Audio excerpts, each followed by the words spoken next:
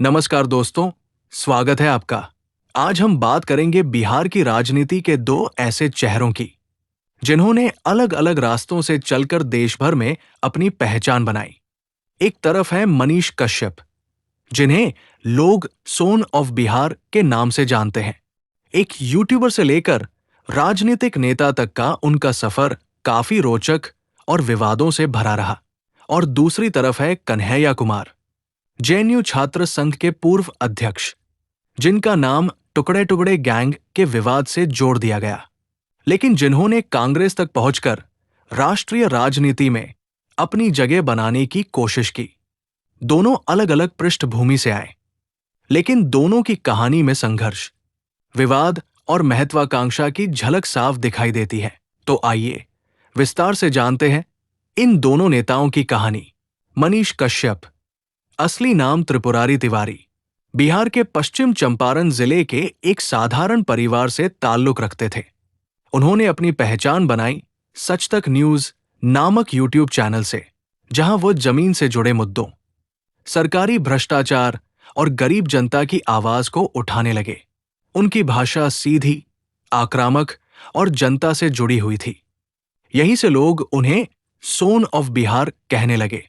धीरे धीरे वो सिर्फ यूट्यूबर नहीं रहे, बल्कि बिहार की राजनीति में एक नया चेहरा बनकर उभरे। लोगों को लगने लगा कि वो आने वाले समय में राजनीति में बड़ी भूमिका निभा सकते हैं। लेकिन मनीष कश्यप की यात्रा इतनी आसान नहीं थी। साल 2023 में एक वीडियो वायरल हुआ जिसमें दावा किया गया कि तमिलनाडु में बिहारी मजदूरों पर हमले हो रहे हैं। ये वीडियो फेक बताया गया और मामला इतना बढ़ा कि मनीष कश्यप पर एनएसए यानी राष्ट्रीय सुरक्षा कानून तक लगा दिया गया। लंबे समय तक जेल में रहने के बाद उनकी छवि पर गहरा असर पड़ा। वहां से राजनीति में उनके कदम और भी विवादित हो गए।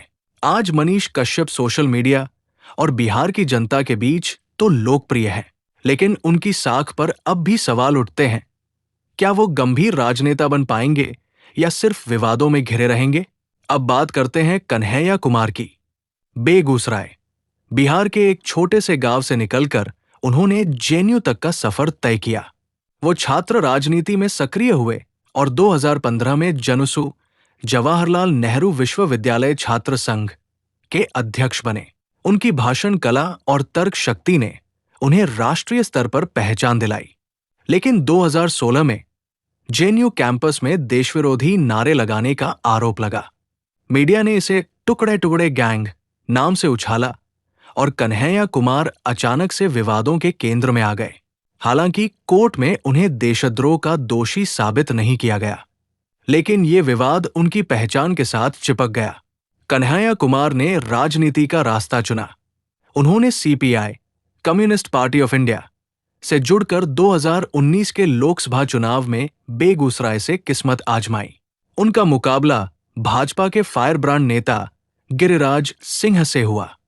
हालांकि उन्हें भारी हार का सामना करना पड़ा। इसके बाद कन्हैया कुमार ने सीपीआई को छोड़कर कांग्रेस ज्वाइन कर ली और वहां राहुल गांधी के नजदीकी चेहरों में गिने जाने लगे।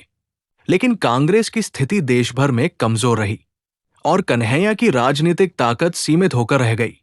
तो सवाल ये उठता है, क्या मनीष कश्यप और कन्हैया कुमार का करियर खत्म हो चुका है? मनीष कश्यप अब भी सोशल मीडिया पर अपनी पकड़ बनाए हुए हैं।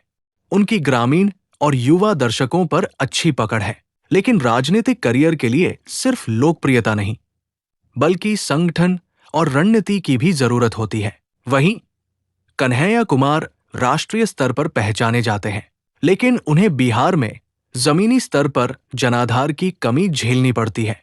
दोनों नेता आज एक मोड़ पर खड़े हैं, जहां से या तो वे नई शुरुआत कर सकते हैं या धीरे धीरे राजनीतिक मंच से गायब हो जाएंगे।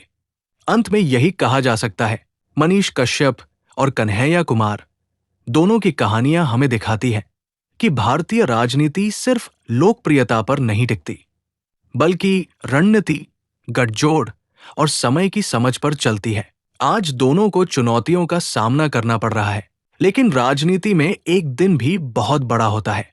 कौन जानता है, कल यही दोनों बिहार की राजनीति में फिर से बड़ा चेहरा बन जाएं।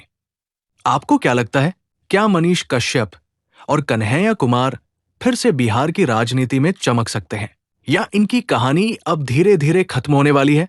कमेंट में अपनी राय जरूर बताइए। धन्यवाद।